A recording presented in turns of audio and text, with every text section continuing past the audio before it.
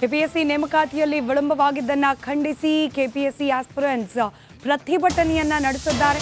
ಅದರಲ್ಲೂ ಕೆಪಿಎಸ್ಸಿ ಕಚೇರಿಗೆ ಮುತ್ತಿಗೆ ಹಾಕುವ ಪ್ರಯತ್ನವನ್ನ ಮಾಡಿದ್ದಾರೆ ಅಭ್ಯರ್ಥಿಗಳು. ಕೆಪಿಎಸ್ಸಿ ಕಚೇರಿ ಮುಂಭಾಗದಲ್ಲಿ ಹೈಡ್ರಾಮಾವೇ ನಿರ್ಮಾಣವಾಗಿದೆ. ನೇಮಕಾತಿ ಪ್ರಕ್ರಿಯೆಯಲ್ಲಿ ಆದ ವಿಳಂಬವನ್ನ ಖಂಡಿಸಿ ಭಾರೀ ಪ್ರತಿಭಟನೆಗೆ ಮುಂದಾಗಿದ್ದಾರೆ. ಕೆಪಿಎಸ್ಸಿ ಕಚೇರಿಯನ್ನ ಮುತ್ತಿಗೆ ಹಾಕೋಕೆ ಪ್ರಯತ್ನಿಸಿದ್ದಾರೆ. ಕಚೇರಿ ಮುಂದೆ ಅಭ್ಯರ್ಥಿಗಳು ಕಣ್ಣೀರನ್ನು ಹಾಕಿದ್ದಾರೆ.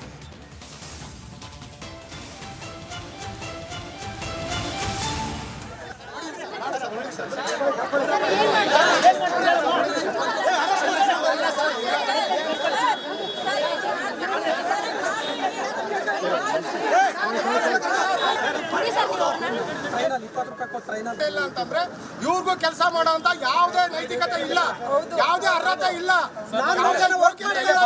ಮನುಷ್ಯತ್ವ ಅನ್ನೋದಿದ್ರೆ ಇಷ್ಟೊಂದು ರಿಲೀಸ್ ಮಾಡಬೇಕಾಗಿತ್ತು. ನಮ್ಮ ಫ್ಯಾಮಿಲಿಗೆ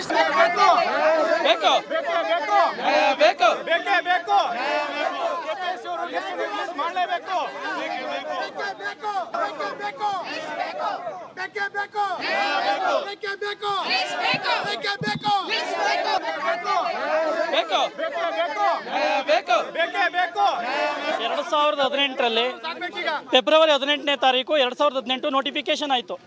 ಇವರು 2 ವರ್ಷಗಳ ಕಾಲ ನೋಟಿಫಿಕೇಶನ್ ಮಾಡಿದಂಥ ಎಕ್ಸಾಮ್ ಮಾಡಿ ಡಾಕ್ಯುಮೆಂಟ್ ವೆರಿಫಿಕೇಶನ್ ಮಾಡಿ ಕೆಲವು ಎಕ್ಸ್ಪೀರಿಯನ್ಸ್ ಲೆಟರ್ಗಳನ್ನ ರಿಜೆಕ್ಟ್ ಮಾಡಿದ್ರು.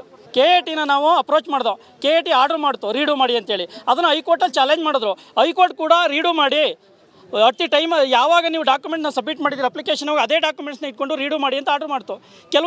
ಕೆಲವೇ ಕ್ಯಾಂಡಿಡೇಟ್ಗಳು ಸುಪ್ರೀಂ ಕೋರ್ಟ್ ಚಾಲೆಂಜ್ ಮಾಡಿದ್ರು ನಮ್ಮ ವಿರುದ್ಧವಾಗಿ. ಸುಪ್ರೀಂ ಕೋರ್ಟ್ ಕೂಡ ಹೈಕೋರ್ಟ್ಗೆ ಕೊಟ್ಟಿರ್ತಕ್ಕಂಥ ಮಧ್ಯಂತರ ಆದೇಶವನ್ನು ಅಫೆಲ್ಡ್ ಮಾಡಿದೆ. ಅಫೆಲ್ಡ್ ಮಾಡೋ ಕೂಡ ಇವತ್ತು ಏನಾಗಿದೆ, ಅದು ಎತ್ತಿಡಿದಿದೆ ಸುಪ್ರೀಂ ಕೋರ್ಟು. ನೀವು ಲಿಸ್ಟ್ನ ರಿಲೀಸ್ ಮಾಡಿ ಅಂತಿಮ ಆಯ್ಕೆ ಪಟ್ಟಿನ ಆರ್ಡರ್ ಕೊಡಿ ಅಂತೇಳಿ. ಅದು 2 ತಿಂಗಳಾದರೂ ಇಲ್ಲಿವರೆಗೂ ಯಾವುದೇ ರೀತಿ 4-25 ಜನ ಇರ್ತಕ್ಕಂಥ ಟ್ರೇಡ್ಗಳನ್ನ ಬಿಟ್ಕೊಂಡು ಆ ಟ್ರೇಡ್ನ ಮೀನಾಮೇಷ ಎಣಿಸ್ತಾ ಇದ್ದಾರೆ. 2018ರಲ್ಲಿ ಅದಷ್ಟು ಡೀಟೇಲ್ಸ್ ನನ್ನ ಕಲೀಗ್ ಮಾದೇಶ್ ನೀಡ್ತಾ ಹೋಗ್ತಾರೆ. ನೇರ ಸಂಪರ್ಕದಲ್ಲಿದ್ದಾರೆ. ಮಾದೇಶ್, ನೇಮಕಾತಿ ವಿಳಂಬ ಸಹಜವಾಗಿ ಅಭ್ಯರ್ಥಿಗಳಲ್ಲಿರುವ ನಿರೀಕ್ಷೆ ಹುಸಿಯಾಗ್ತದೆ ಅನ್ನೋ ಆತಂಕ.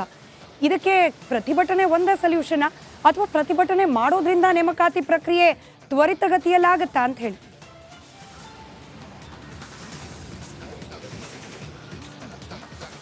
ಖಂಡಿತ ಸ್ಮಿತಾ, ಈಗಾಗಲೇ 2018ರಿಂದಲೂ ಕೂಡ ನಾವು ಪರೀಕ್ಷೆನ ಬರೆದು ಅಲ್ಲಿಂದಲೂ ಕೂಡ ಕಾಯ್ತಿದ್ದೇವೆ. ಸುಮಾರು 400 ವಿದ್ಯಾರ್ಥಿಗಳಿಗೆ ಮಾತ್ರ ನೇಮಕಾತಿಯನ್ನು ಮಾಡ್ಕೊಂಡಿದ್ದಾಳೆ ಅಭ್ಯರ್ಥಿಗಳಿಗೆ.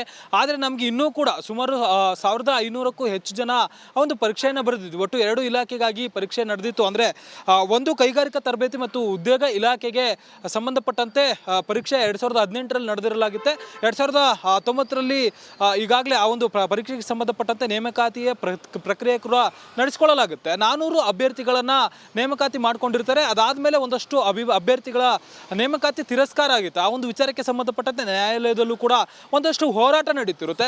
ಆದರೆ ಉಳಿದಂಥ ಅಭ್ಯರ್ಥಿಗಳೇನಿದ್ದಾರೆ, ಅಂದರೆ ನೇಮಕಾತಿ ನೋಟಿಫಿಕೇಶನ್ನೇ ಆಗದೇ ಇರುವಂಥ ಅಭ್ಯರ್ಥಿಗಳು ಎಕ್ಸಾಮ್ ಬರೆದಾಗಿದೆ, ಕ್ಲಿಯರೆನ್ಸಿ ಆಗಿದೆ, ಡಾಕ್ಯುಮೆಂಟ್ಸ್ ವೆರಿಫಿಕೇಶನ್ ಆಗಿದೆ, ಆದರೂ ಕೂಡ ನೇಮಕಾತಿ ಮಾಡ್ಕೊಳ್ಳೋದಕ್ಕೆ ತುಂಬ ಹಿಂದೇಟು ಹಾಕಲಾಗ್ತಿದೆ.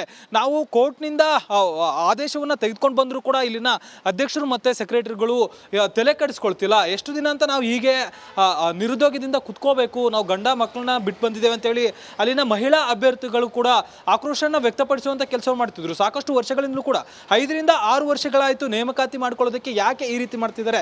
ಒಬ್ಬರಿಬ್ಬರ ವಿರುದ್ಧ ಏನಾದರೂ ಡಾಕ್ಯುಮೆಂಟ್ ವೆರಿಫಿಕೇಶನ್ ಸಂದರ್ಭದಲ್ಲಿ ಒಂದಷ್ಟು ಆ ಕಡೆ ಈ ಕಡೆ ಆಗುವಂಥ ಒಂದಷ್ಟು ವಿಚಾರಗಳು ಕಂಡು ಬಂದರೆ ಮಿಕ್ಕಿರುವಂಥ ಅಭ್ಯರ್ಥಿಗಳು ಏನು ಮಾಡಿದ್ವಿ, ನಾವು ನಮಗೇನು ಕ್ಲಿಯರೆನ್ಸಿ ಆಗಿದೆ, ಎಲ್ಲವೂ ಕೂಡ ಆಗಿದೆ, ಆದರೂ ಕೂಡ ನೇಮಕಾತಿ ಮಾಡ್ಕೊಳ್ಳೋದಕ್ಕೆ ಯಾಕೆ ವಿಳಂಬ ಮಾಡ್ತಿದ್ದಾರೆ ಅನ್ನುವಂಥ ಒಂದು ಪ್ರೊಟೆಸ್ಟನ್ನು ಮಾಡುವಂಥ ಕೆಲಸವನ್ನು ಮಾಡ್ತಿದ್ರು. ಇಲ್ಲಿ 5-6 ವರ್ಷಗಳಿಂದಲೂ ಕೂಡ ಅವರು ಪ್ರಶ್ನೆ ಮಾಡ್ಕೊಂಡೇ ಬಂದಿದ್ದಾರೆ. ನೀವು ಕೇಳಿದ ಹಾಗೆ ಪ್ರತಿಭಟನೆ ಮಾಡೋದ್ರ ಮೂಲಕ ಈ ಒಂದು ಸಮಸ್ಯೆ ಬಗೆಹರಿಯುತ್ತಾ ಅನ್ನುವಂಥ ಪ್ರಶ್ನೆದಕ್ಕೆ ನಿಜಕ್ಕೂ ಕೂಡ ಉತ್ತರ ಇಲ್ಲ. ಯಾಕಂದರೆ ಪ್ರತಿ ಸಾರಿಯೂ ಕೂಡ KPSC ಕಚೇರಿಗೆ ಅಲ್ಲಿದು ಸಾಕಾಗಿದೆ ಅಂತೇಳಿ ಅಭ್ಯರ್ಥಿಗಳು ಆಕ್ರೋಶವನ್ನು ವ್ಯಕ್ತಪಡಿಸುವಂಥ ಕೆಲಸವನ್ನು ಮಾಡಿದರು.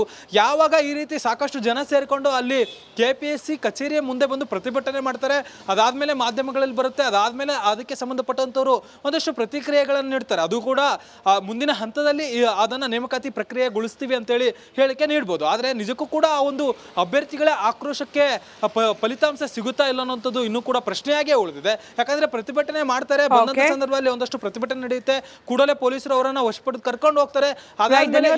ಮಾಹಿತಿಗಾಗಿ ಕೆಪಿಎಸ್ಸಿ ನೇಮಕಾತಿಯಲ್ಲಿ ವಿಳಂಬವಾಗಿದ್ದನ್ನು ಖಂಡಿಸಿ ಕೆಪಿಎಸ್ಸಿ ಆಸ್ಪಿರೆಂಟ್ಸ್ ಪ್ರತಿಭಟನೆಯನ್ನ ನಡೆಸಿದ್ದಾರೆ. ಅದರಲ್ಲೂ ಕೆಪಿಎಸ್ಸಿ ಕಚೇರಿಗೆ ಮುತ್ತಿಗೆ ಹಾಕುವ ಪ್ರಯತ್ನವನ್ನ ಮಾಡಿದ್ದಾರೆ ಅಭ್ಯರ್ಥಿಗಳು. ಕೆಪಿಎಸ್ಸಿ ಕಚೇರಿ ಮುಂಭಾಗದಲ್ಲಿ ಹೈಡ್ರಾಮಾವೇ ನಿರ್ಮಾಣವಾಗಿದೆ. ನೇಮಕಾತಿ ಪ್ರಕ್ರಿಯೆಯಲ್ಲಿ ಆದ ವಿಳಂಬವನ್ನ ಖಂಡಿಸಿ ಭಾರೀ ಪ್ರತಿಭಟನೆಗೆ ಮುಂದಾಗಿದ್ದಾರೆ. ಕೆಪಿಎಸ್ಸಿ ಕಚೇರಿಯನ್ನ ಮುತ್ತಿಗೆ ಹಾಕೋಕೆ ಪ್ರಯತ್ನಿಸಿದ್ದಾರೆ. ಕಚೇರಿ ಮುಂದೆ ಅಭ್ಯರ್ಥಿಗಳು ಕಣ್ಣೀರನ್ನು ಹಾಕಿದ್ದಾರೆ.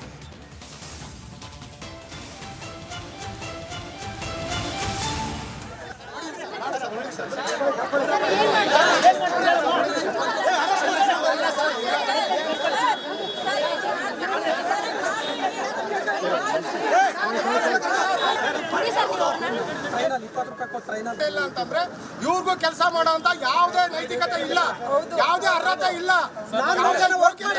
ಏನಾದ್ರೂ ಮನುಷ್ಯತ್ವ ಅನ್ನೋದಿದ್ರೆ ಇಷ್ಟೊಂದು ರಿಲೀಸ್ ಮಾಡಬೇಕಾಗಿತ್ತು. ನಮ್ಮ ಫ್ಯಾಮಿಲಿಗೆ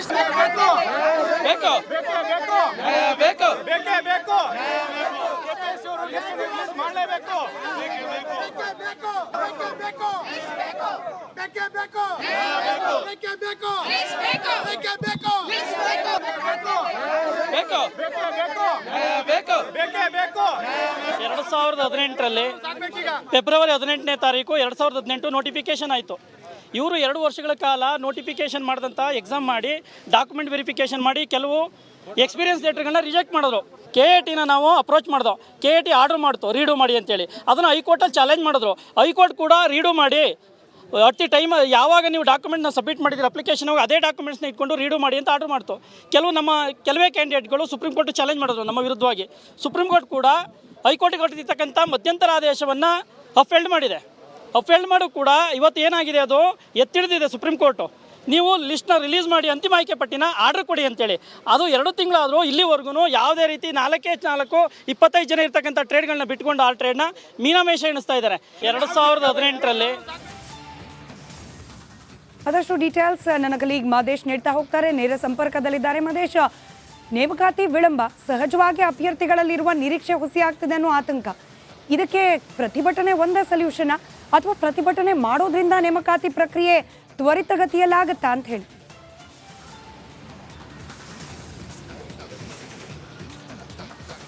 ಖಂಡಿತ ಸ್ಮಿತಾ, ಈಗಾಗಲೇ 2018ರಿಂದಲೂ ಕೂಡ ನಾವು ಪರೀಕ್ಷೆನ ಬರೆದು ಅಲ್ಲಿಂದಲೂ ಕೂಡ ಕಾಯ್ತಿದ್ದೇವೆ.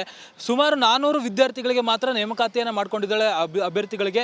ಆದರೆ ನಮಗೆ ಇನ್ನೂ ಕೂಡ ಸುಮಾರು 1500ಕ್ಕೂ ಹೆಚ್ಚು ಜನ ಒಂದು ಪರೀಕ್ಷೆಯನ್ನು ಬರೆದಿದ್ವಿ. ಒಟ್ಟು 2 ಇಲಾಖೆಗಾಗಿ ಪರೀಕ್ಷೆ ನಡೆದಿತ್ತು. ಅಂದರೆ ಒಂದು ಕೈಗಾರಿಕಾ ತರಬೇತಿ ಮತ್ತು ಉದ್ಯೋಗ ಇಲಾಖೆಗೆ ಸಂಬಂಧಪಟ್ಟಂತೆ ಪರೀಕ್ಷೆ 2018ರಲ್ಲಿ ನಡೆದಿರಲಾಗುತ್ತೆ.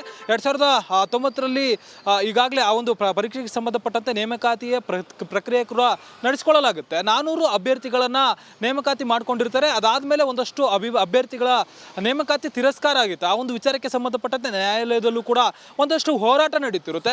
ಆದರೆ ಉಳಿದಂಥ ಅಭ್ಯರ್ಥಿಗಳೇನಿದ್ದಾರೆ, ಅಂದರೆ ನೇಮಕಾತಿ ನೋಟಿಫಿಕೇಶನ್ನೇ ಆಗದೇ ಇರುವಂಥ ಅಭ್ಯರ್ಥಿ